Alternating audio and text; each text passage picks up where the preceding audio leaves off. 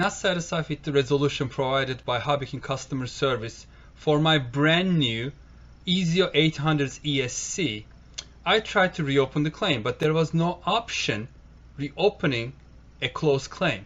So I found this HobbyKing Help Center and clicked on the right hand corner, and this little screen popped up, HobbyKing Support Center. And in one paragraph I described my issue and hit send and start waiting. Here I'm going to present you the full transcript. So what I wrote them was, I received a faulty item in my order. I gave order number. I submitted a claim. I gave claim number. The claim was not close to my satisfaction. Right now I have a brand new but unusable item in my hands. I would like to reopen the claim and seek proper resolution, but there seems to be no way of doing it. In parentheses, the system does not allow me to reopen the claim for this item. So I start waiting, and 3 days later, to my surprise, someone reached out to me from the customer service team, and his name is Ralph. I'm checking with my supervisor. Please don't use the credit they gave you. I'm checking to see if we can take it back and send you a different ESC. I'll let you know as soon as possible. Thank you. So this goes on a couple times back and forth. I thanked him and gave a little more detail. And he said he totally understands, and I keep checking. He kept answering every time, so he was very good in his communications. And then he came up with actually 3 viable options. So unfortunately the ESC used on EZIO 800 was out of stock. So then you can just say, he said you can just keep the credit. You know, when the ESC is back in stock, you can order it and we'll reimburse you for the shipping, all that. Or he said we can send you a 12 amp ESC, but I have to cut and splice the wires from the stock ESC because they do not match.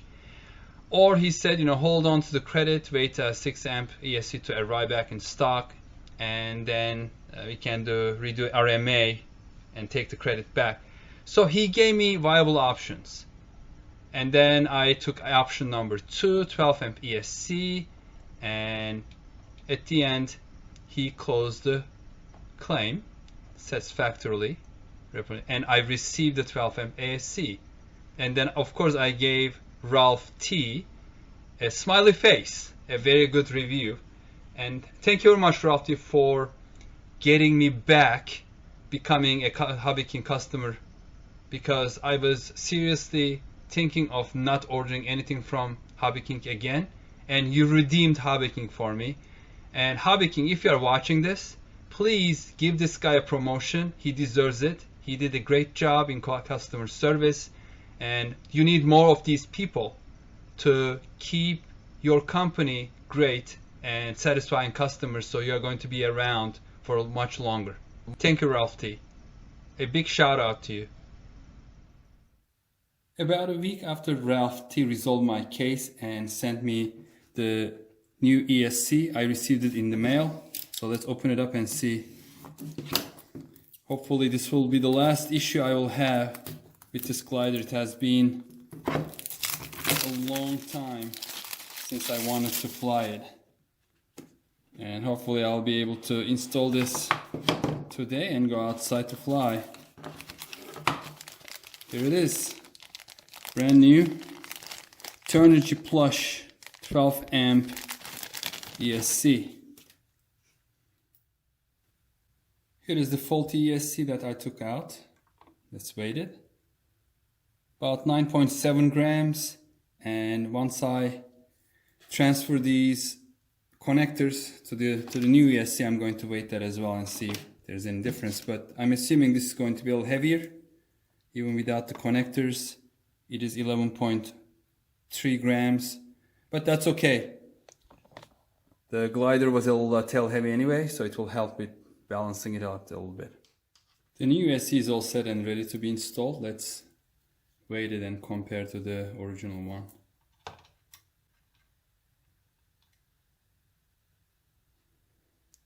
$14.3 grams.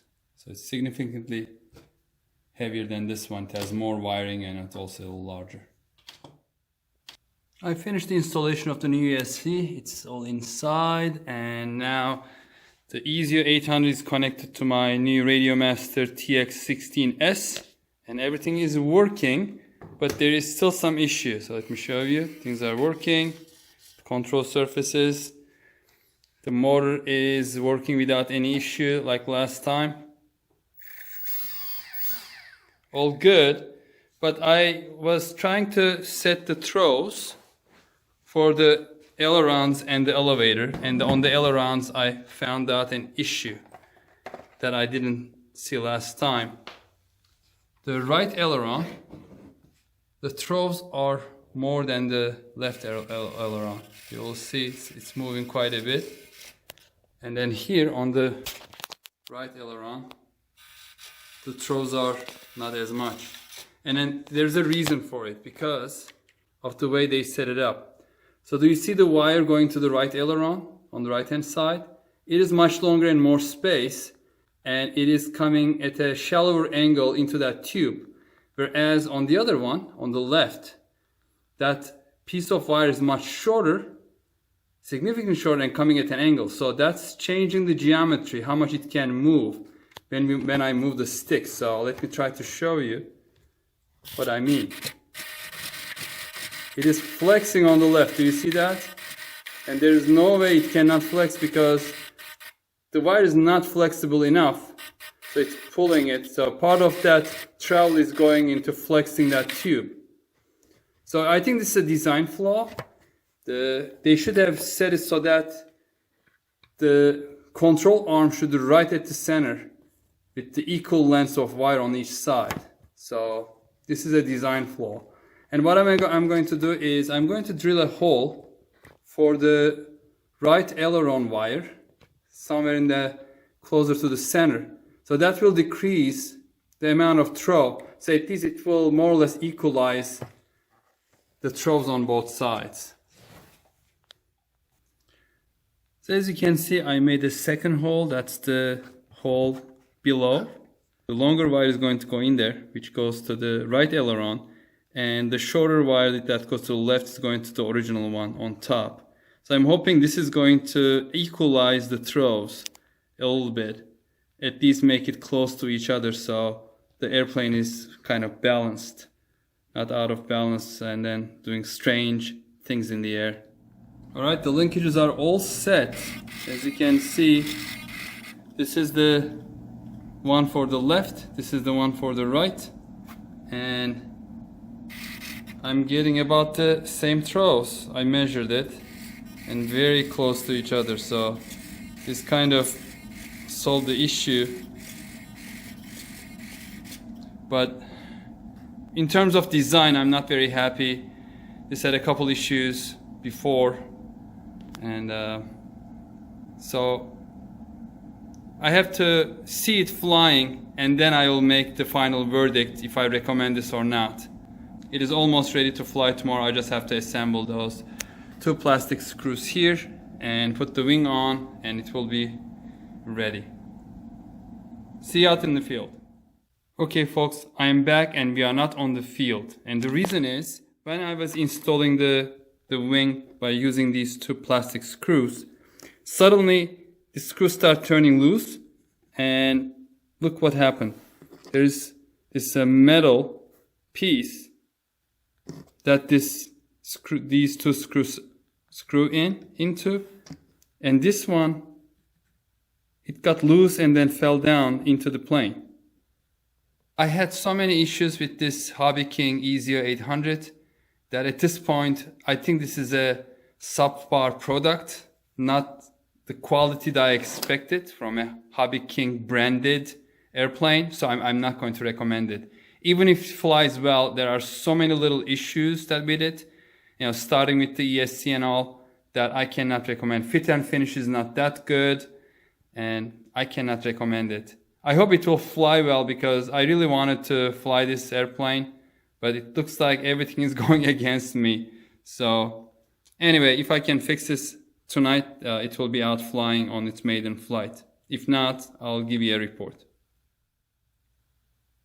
I'm back again and we are still not in the field. The reason is, this is what fell off. So they didn't put any glue on the back. So while I was trying to screw it in, this fell inside. I don't know how I can get it back underneath without cutting a hole underneath, because you know this is not accessible. There's no place to access it. So I'm not sure at this point if I'll be able to fly this tomorrow. I'm really disappointed. To get this piece back to its original location, what I did is I routed an electrical wire, very flexible electrical wire, through that hole and through that little section in the fuselage, and pushed it through this part, and then put a dab of hot glue, as you can see here. So what I'm hoping to do now is carefully pull it all the way and get it in that hole, and then pull this hard to get it off the glue, and then start screwing in. And once it's all the way inside, I'm just going to put some CA around it and then make it permanent so it doesn't fall off again. Wish me luck. Nope, that didn't work. So I gave up. And what I did was I just put a little bit of glue and then pushed it from this side, hoping that when I screw that in, the wing in, it's not going to pull out. I put a lot of glue around it. So once it cures, it should be okay, but I don't know. So at that point, if it doesn't work, I'm going to glue the whole goddamn wing on this and then call it a day. And if something happens, I have to open it, then it becomes trash. So I don't care at this point. I'm tired of this airplane, to tell you the truth. Very frustrating. That repair seems to be holding. So the plane is ready for tomorrow. I also adjusted the sub trim so everything looks nice and even. The throws are still a little off, but hey, at this point I'm done. I'm not going to do anything else. Yeah, the right aileron's still moving a little more. I don't know why. When I looked 10 minutes ago, it was fine. But I'm not going to take the wing off again. So it's going to fly like this. Hopefully it will. If not, hey, I'll be done with it. But see you hopefully out on the field tomorrow.